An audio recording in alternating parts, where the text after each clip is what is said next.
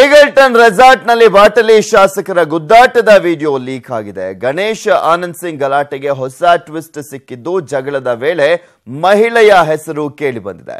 ಶಾಸಕರ ಡಿಶುಮ್ video complete story ಇಲ್ಲಿದೆ ನೋಡಿ. ವೈರಲ್ ಆಯ್ತು ಶಾಸಕರ ಗಲಾಟೆ ವಿಡಿಯೋ. ಆಕೆಗಾಗಿ ನಡೀತಾ ಮಧ್ಯರಾತ್ರಿ ಗಲಾಟೆ. ಇದು ಜನವರಿ 19ರ ಮಧ್ಯರಾತ್ರಿ ಈಗಲ್ಟನ್ ರೆಸಾರ್ಟಿನಲ್ಲಿ ನಡೆದ ಶಾಸಕರ ಗಲಾಟೆ ದೃಶ್ಯ.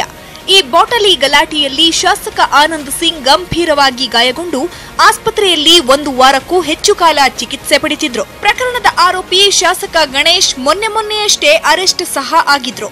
ಆದ್ರೆ ಈ ಬಾಟಲಿ ಶಾಸಕರ ಗಲಾಟೆಯ ಅಸಲಿ ಸತ್ಯ ಈಗ ಬಯಲಾಗಿದೆ. ಗಲಾಟೆ ನಡೆದಿದ್ದು ಒಂದು ಹೆಣ್ಣಿಗಾಗಿ. ಈ 5 ಸೆಕೆಂಡ್ಗಳ ವಿಡಿಯೋದಲ್ಲಿ ಶಾಸಕ ಆನಂದ್ ಸಿಂಗ್ ಶಾಸಕ ಗಣೇಶ್ರ ಕುತ್ತಿಗೆ ಪಟ್ಟಿ ಹಿಡಿದು ಎಳೆದಾಡಿದ್ದಾರೆ. ಇತ್ತ ಗಣೇಶ್ ಸಹ ಇದು ತಪ್ಪು ಅಣ್ಣ ಬೇಡಣ್ಣ ಅಂತ ಹೇಳ್ತಾ ಇದ್ದಾರೆ. ಆದ್ರೂ ಆನಂದ್ ಸಿಂಗ್ ನನಗೆ ಹೊಡಿತೀಯಾ ಅಂತ ಆವಾಜ್ ಹಾಕ್ತಿದ್ದಾರೆ.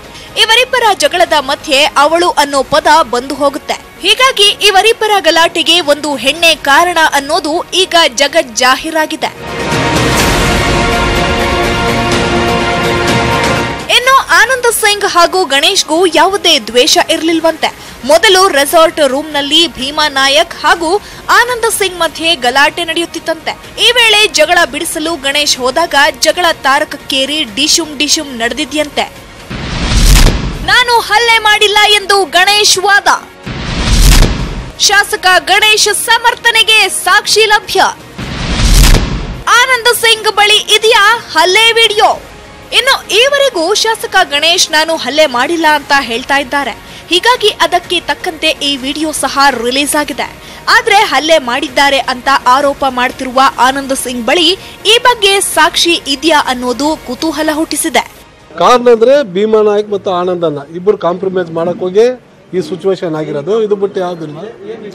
ಏನಂದ್ರೆ ಮೊನ್ನೆ CLP ಮೀಟಿಂಗ್ ನಲ್ಲಿ ಇದಾಗಿತ್ತಲ್ಲ, ಹಂಗಾಗಿ ಇಬ್ಬರನ್ನ ಕಾಂಪ್ರಮೈಸ್ ಎಲ್ಲ ಹೈಕಮಾಂಡ್ ಇದೆ, ಎಲ್ಲರೂ ಸೆಟ್ರೇಟ್ ಮಾಡಿ ಈ ರೀತಿ ಆಗೋದ್ ಬೇಡ, ಒಂದೇ ಜಿಲ್ಲೆಯವರು ಎಲ್ಲರ ಜೊತೆಗೆ ಹೋಗೋಣ ಎಂಬುದು ಒಂದು ಪ್ರಸ್ತಾಪ ಆಗಿ ಇಬ್ಬರು ಜೊತೆಗೆ ಕುಂತು ಕಾಂಪ್ರಮೈಸ್ ಕೂಡ ಆಗಿದೆ. ಅದು ಯಾವುದೇ ರೀತಿ ಸಮಸ್ಯೆ ಇಲ್ಲ. ಇನ್ನು ಗಲಾಟೆ ವಿಡಿಯೋ ಬಗ್ಗೆ ನನಗೇನು ಗೊತ್ತಿಲ್ಲ, ನಾವೆಲ್ಲರೂ ಒಂದಾಗಿ ಇರ್ತೇವೆ ಅಂತ DK ಬ್ರದರ್ಸ್ ಹೇಳಿದ್ದಾರೆ.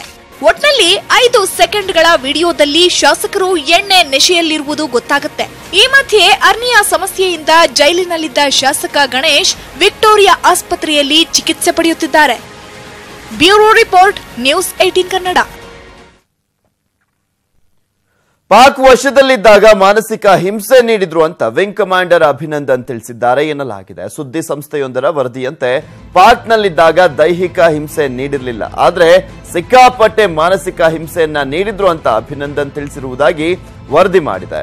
ವಿಮಾನ ಪತನಗೊಂಡು ಪಾಕ್ ನೆಲದಲ್ಲಿ ಬಿದ್ದಿದ್ದ ವಾಯುಪಡೆಯ ಪೈಲಟ್ ಅಭಿನಂದನ್ರನ್ನ ಪಾಕ್ ಸೇನೆ ಬುಧವಾರ ವಶಪಡಿಸಿಕೊಂಡಿತ್ತು. ಸರಿಸುಮಾರು 60 ಗಂಟೆಗಳ ಕಾಲ ಪಾಕ್ ವಶದಲ್ಲಿದ್ದ ಅಭಿನಂದನ್ರನ್ನ ಶಾಂತಿಯ ಸಂಕೇತವಾಗಿ ಪಾಕ್ ಬಿಡುಗಡೆಗೊಳಿಸಿತ್ತು. ಇನ್ನು ಇವತ್ತು ಕೂಡ ವಿಂಗ್ ಕಮಾಂಡರ್ ಅಭಿನಂದನ್ ಅವರ ತಪಾಸಣೆ ನಡೆಯುತ್ತೆ. ಭಾರತದ ಮೇಲೆ ದಾಳಿ ನಡೆಸಲು F-16 ಯುದ್ಧ ವಿಮಾನಗಳನ್ನು ಬಳಸಿರುವಂತಹ ಬಗ್ಗೆ ವಿವರಣೆ ನೀಡುವಂತೆ ಅಮೆರಿಕವು ಪಾಕಿಸ್ತಾನಕ್ಕೆ ತಾಕೀತು ಮಾಡಿದೆ. ಭಾರತದ ವಿರುದ್ಧ F-16 ಅನ್ನ ದುರ್ಬಳಕೆ ಮಾಡಿರುವ ಸಾಧ್ಯತೆ ಇದೆ. ಈ ಮೂಲಕ ಪಾಕಿಸ್ತಾನವು ಬಳಕೆದಾರರ ಒಪ್ಪಂದವನ್ನ ಉಲ್ಲಂಘಿಸಿರುವ ಸಾಧ್ಯತೆ ಇದೆ. ಈ ಬಗ್ಗೆ ಹೆಚ್ಚಿನ ವಿವರ ನೀಡುವಂತೆ ಪಾಕಿಸ್ತಾನಕ್ಕೆ ಸೂಚಿಸಿದ್ದೇವೆ ಎಂದು ಅಮೆರಿಕದ ವಿದೇಶಾಂಗ ಸಚಿವಾಲಯ ಹೇಳಿದೆ. ಇನ್ನು ಬಾಲಾಕೋಟ್ ಉಗ್ರರ ನೆಲೆ ಮೇಲೆ ಭಾರತೀಯ ವಾಯುಪಡೆಯ ಯುದ್ಧ ವಿಮಾನಗಳು ನಡೆಸಿದ್ದ ದಾಳಿಗೆ ಪಾಕಿಸ್ತಾನವು ಭಾರತದ ಸೇನಾ ಸ್ವತ್ತುಗಳ ಮೇಲೆ ದಾಳಿಗೆ ಮುಂದಾಗಿತ್ತು. ಆದರೆ ಈ ದಾಳಿ ವಿಫಲವಾಗಿತ್ತು. ದಾಳಿಗೆ ಅಮೆರಿಕ ನಿರ್ಮಿತ F-16 ಯುದ್ಧ ವಿಮಾನಗಳನ್ನ ಪಾಕಿಸ್ತಾನ ಬಳಸಿದೆ. ನಾವು ಒಂದು F-16 ಅನ್ನ ಹೊಡೆದುರುಳಿಸಿದ್ದೇವೆ ಎಂದು ಭಾರತದ ಭದ್ರತಾ ಪಡೆಗಳು ಸುದ್ದಿಗೋಷ್ಠಿಯಲ್ಲಿ ಮಾಹಿತಿಯನ್ನ ನೀಡಿದ್ವು.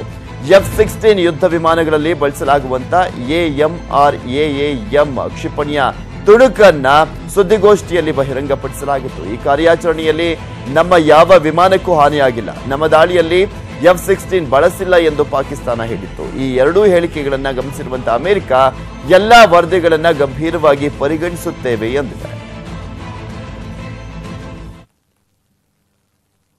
ಪ್ರಧಾನಿ ನರೇಂದ್ರ ಮೋದಿ ಇಂದು ಕಾಂಗ್ರೆಸ್ ಅಧ್ಯಕ್ಷ ರಾಹುಲ್ ಗಾಂಧಿ ಕೋಟೆಗೆ ಲಗ್ಗೆ ಇಡ್ತಾ ಇದ್ದಾರೆ. ರಾಹುಲ್ ಗಾಂಧಿ ಪ್ರತಿನಿಧಿಸುವಂತಹ ಅಮೇಥಿಗೆ ಭೇಟಿ ನೀಡಲಿದ್ದಾರೆ.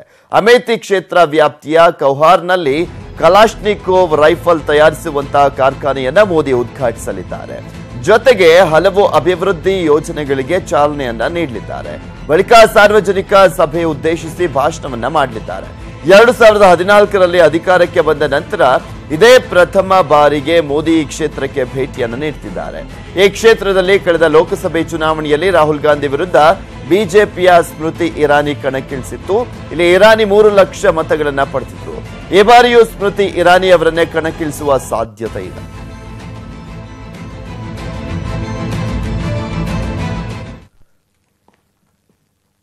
ಮಾಧ್ಯಮಗಳ ಮುಂದೆ ಹುತಾತ್ಮ ಯೋಧ ಗುರು ಕುಟುಂಬ ನೆರವಿನ ಹಣದ ಬಗ್ಗೆ ಸ್ಪಷ್ಟನೆಯನ್ನ ನೀಡಿದ್ದಾರೆ. ಗುರು ಪತ್ನಿ ಮತ್ತು ತಾಯಿ, ನಮಗೆ 15 ಕೋಟಿಯೂ ಬಂದಿಲ್ಲ, ಕಿತ್ತಾಟವೂ ನಡೆದಿಲ್ಲ ಅಂತ ಸ್ಪಷ್ಟನೆಯನ್ನ ನೀಡುವಂತ ಪ್ರಯತ್ನವನ್ನ ಮಾಡಿದ್ದಾರೆ.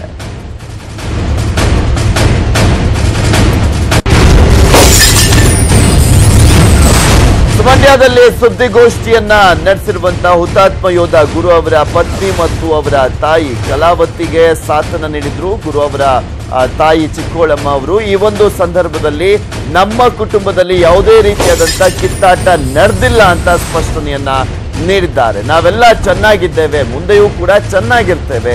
ಹಣದ ವಿಚಾರಕ್ಕೆ ಕಿತ್ತಾಟ ಅನ್ನೋ ಮಾತುಗಳೆಲ್ಲವೂ ಕೂಡ ಸುಳ್ಳು. ಹುತಾತ್ಮ ಯೋಧ ಗುರು ಪತ್ನಿ ಕಲಾವತಿ ಸ್ಪಷ್ಟನೆಯನ್ನ ನೀಡಿದ್ದಾರೆ.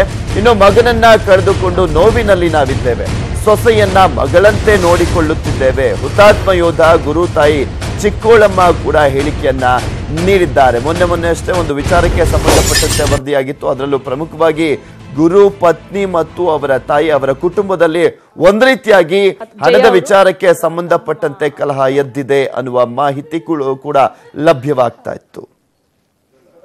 ನೀವು ಇಲ್ಲಿ ತನಕ ಏನು ಹೆಲ್ಪ್ ಮಾಡಿದಿರ ಅದು ನಾವು ಮರೆಯೋದಿಲ್ಲ. ಅವ್ರು ತೀರೋದ್ರ ಸುದ್ದಿಯಿಂದನೂ ಇಲ್ಲಿ ತನಕ ತುಂಬಾ ಹೆಲ್ಪ್ ಮಾಡಿದ್ದೀರಾ, ಅದಕ್ಕೆ ನಾವು ಆಭಾರಿಯಾಗಿರ್ತೀವಿ. ದಯವಿಟ್ಟು ನಮಗೆ ತುಂಬಾ ಹೆಲ್ಪ್ ಮಾಡಿದ್ದೀರಾ, ಅದಕ್ಕೆ ನಾನು ಧನ್ಯವಾದಗಳು. ಇವಾಗ ಮೊನ್ನೆ ತನಕ ಅಪಪ್ರಚಾರ ಮಾಡಿದಾರೆ, ಅದು ದಯವಿಟ್ಟು ಸುಳ್ಳು ಅಂತ ನಾನು ಹೇಳ್ತೀನಿ. ಅದನ್ನ ಯಾರು ನಂಬೇಡಿ ಅಂತ ಹೇಳ್ಕೊತೀನಿ. ಮದ್ವೆ ವಿಷಯ ಆಗ್ಲಿ ಅಥವಾ ಹಣಕಾಸು ವಿಚಾರದರಲ್ಲಿ ಏನ್ರಲ್ಲಿ ನಾವು ಗಲಾಟೆ ಮಾಡಿಲ್ಲ. ನಾವೆಲ್ಲ ಚೆನ್ನಾಗಿದ್ದೀವಿ, ಎಲ್ಲ ಒಂದೇ ಕುಟುಂಬದವರು. ನಾವ್ ಯಾವುದೇ ರೀತಿ ಜಗಳ ಆಡಿಲ್ಲ ಅಂತ. ನಾವು ಒಂದು ದಿವ್ಸನೂ ನಾವು ಜಗಳ ಆಡ್ದವ್ರಿಲ್ಲ. ಅದ್ರ ಮಕ ನೋಡಿದ್ರೆ ನಾನು ಹೇಳ್ಬೇಕೈತೆ, ನನ್ನ ಮಕ ನೋಡಿದ್ರೆ ಅವಳು ಹೇಳ್ಬೇಕೈತೆ ಅಂದ್ಬಿಟ್ಟು ಅವ್ರು ಅಂತವು ನಾವಂತವು ನಮ್ಮ ಎದ್ದಿ ಅನ್ನ ತಿನ್ನಕ್ಕೆ ಹೋಗದೆ ಬೇರೆಯವರೆಲ್ಲ ನಮ್ಗೆ ಅನ್ನ ತಿನ್ನಿಸಿದ್ದಾರೆ. ಎಲ್ಲ ಸುಳ್ಳು. ಆಮೇಲೆ ಇವಾಗ ಈಚೆಗೆ ಆಮೇಲೆ ಒಬ್ರಿಗೊಬ್ರು ಮಾತಾಡಿದಾಗ ಆವಾಗ ನಮ್ಮ ಅದೊಂದು ಬೇಡ್ಕತ್ತೀವಿ ಕಣಪ್ಪ. ನಾವು ಇವತ್ತು ಅಷ್ಟೆಲ್ಲ ಹಣ ಎಲ್ಲ ಬಂದದೆ, ನನ್ನ ಜೊತೆಲಿ ಮಾತಾಡ್ತದ ಅದು. ನನ್ನ ಮಗ ಒಂಚೂರು ಕೈಯೋ ಕಾಲು ಏನೋ ಒಂದು ಆಗಿ ಒಂದು ಮೂಲೆ ಬಿದ್ರೆ ಅಮ್ಮ ನಾನು ಅವನಿ ಅಂತ ಅಂತೀನಿಲ್ವ. ಇವತ್ತು ದುಡ್ಡು ಎಷ್ಟು ಕೋಟಿ ಬಂದಿದ್ರು ನಾನು ಬಂದು ಅಮ್ಮ ಅಂತ ನಾನು ಕರೆದದ ಅಪರಾಧ ಹೊರಿಸಿದ.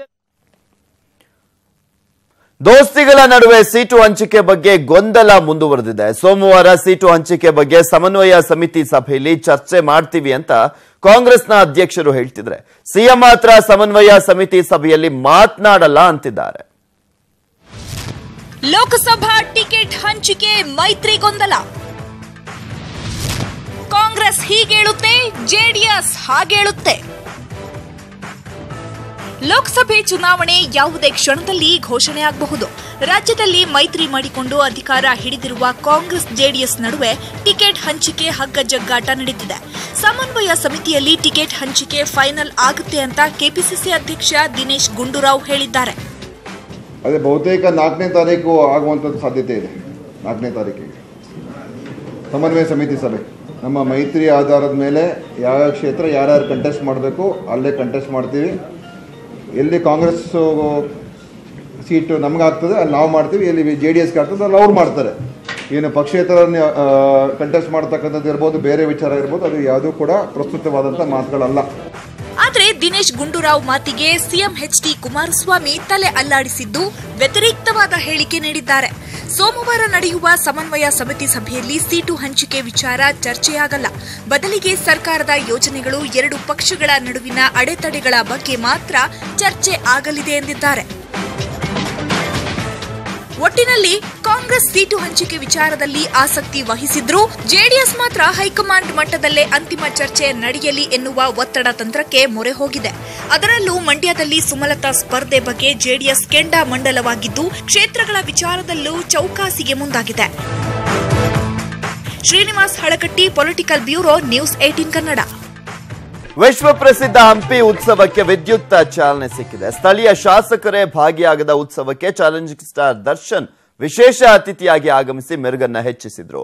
ಗಾಯಕ ಪ್ರತಿಭೆ ಜ್ಞಾನೇಶ ವಚನ ಸುಧೆ ಹರಿಸಿದ್ರೆ ಪ್ರಾಣೇಶ್ ತಂಡ ಹಾಸ್ಯ ಕಚಗುಳಿಯನ್ನ ನೀಡಿತು. ಬಳ್ಳಾರಿ ಹಂಪಿ ಉತ್ಸವಕ್ಕೆ ವೈಭವದ ಚಾಲನೆ ಸಿಕ್ಕಿದೆ. 3 ದಿನಗಳ ಉತ್ಸವ 2 ದಿನಕ್ಕೆ ಸೀಮಿತವಾಗಿದೆ. ಸಿಎಂ ಕುಮಾರಸ್ವಾಮಿ ಗೈರು ಹಾಜರಿಯಲ್ಲಿ ಬಳ್ಳಾರಿ ಜಿಲ್ಲಾ ಉಸ್ತುವಾರಿ ಸಚಿವ ಡಿಕೆ ಶಿವಕುಮಾರ್ ಉತ್ಸವಕ್ಕೆ ಚಾಲನೆ ನೀಡಿದ್ರು. ಕಾರ್ಯಕ್ರಮದಲ್ಲಿ ಮಾತನಾಡಿದ ಸಚಿವ ಡಿಕೆಶಿ, ಅಧಿಕಾರ ಶಾಶ್ವತವಲ್ಲ, ನಾನು ಅಭಿವೃದ್ಧಿ ಕೆಲಸ ಮಾಡಲು ಬಂದಿದ್ದೇನೆ ಅಂತ ಹೇಳಿದ್ರು. ಜೊತೆಗೆ ಕೃಷ್ಣದೇವರಾಯ ಚಲನಚಿತ್ರ ಮಾಡಿದ್ರೆ ಸರ್ಕಾರ ಬೆಂಬಲ ನೀಡುವುದಾಗಿ ತಿಳಿಸಿದ್ರು.